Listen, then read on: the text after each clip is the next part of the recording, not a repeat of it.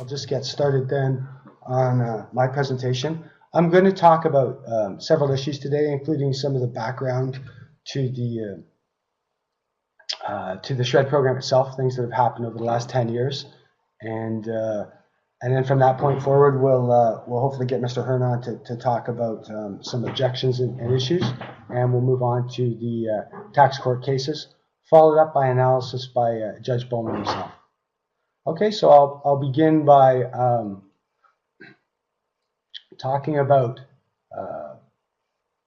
some SR&ED statistics, starting with international statistics from the OECD, or the Organization of Economic Cooperation and Development.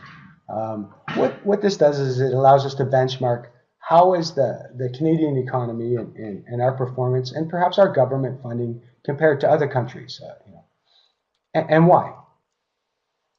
So if we compare or look at the OECD statistics, we can see that Canada is kind of mid-range on funding levels, that certain countries such as France, Russia, Ireland, Korea, and Hungary have much higher, almost double the level of government funding of business research and development.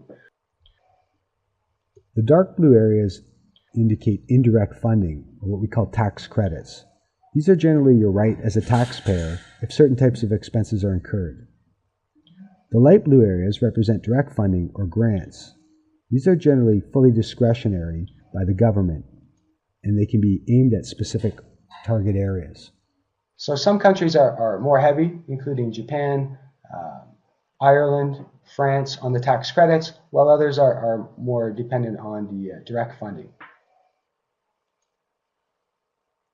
We're going to look at the performance of the CRA and the number of claims processed using some information garnered through something called the CRA Red Book on SR&ED.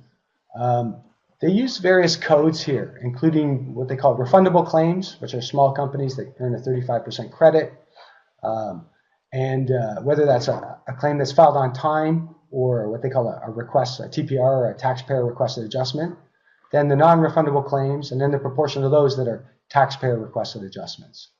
So the tables get a little busy, but what we'll talk about here is that if we go back and we can look at the number of claims filed by district, the number of claims processed, the number of the ITCs allowed at the end of each day.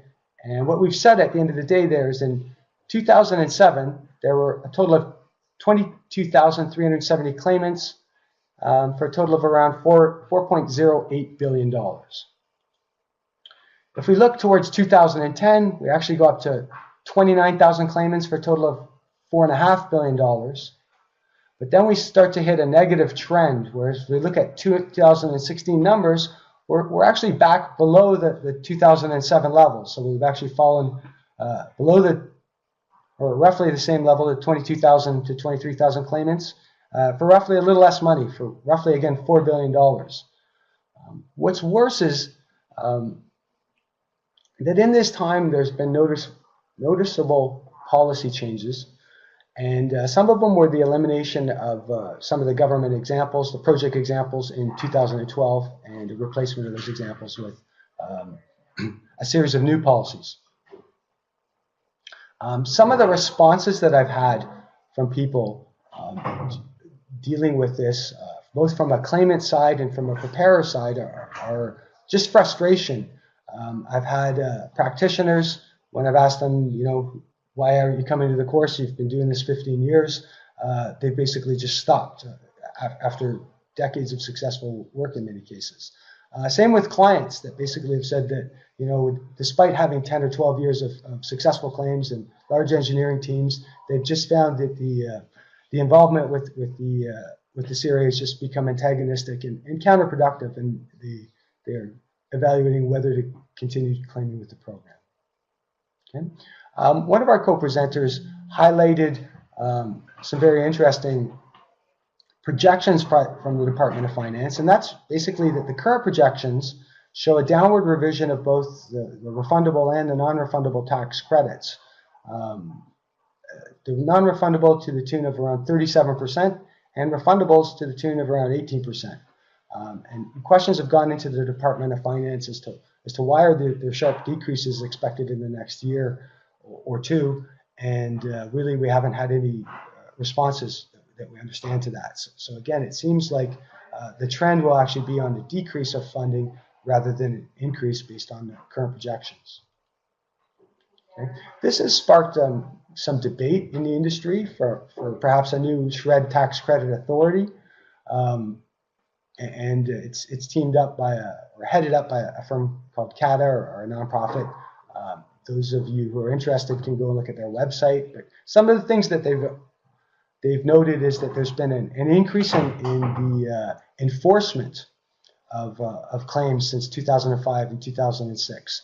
That basically the CRA has gone from basically a program of 520 full-time employees to 725, and a proportional increase in spending while the actual level of credits has gone down.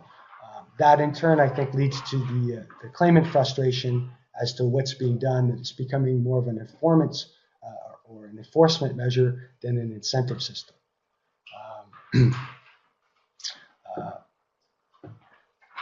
Anyways, this has really led to a point where the community feels that the CRA's views may be out of sync with jurisprudence, or that the current definition of SR&ED is out of sync with what they've expected from the past. Some of the things that the CATA is proposing for the new authority may be a new central authority to look at the technical portions of a claim. So they can look at the eligibility concepts, review things not only on the SR&ED side, but other areas that might be of interest, and then provide some more assurance to claimants that they're going to get the credits if in fact they are going to invest the money in doing so. Okay, at this point, I'll pass the presentation over to David Hearn, who's going to talk about additional background details.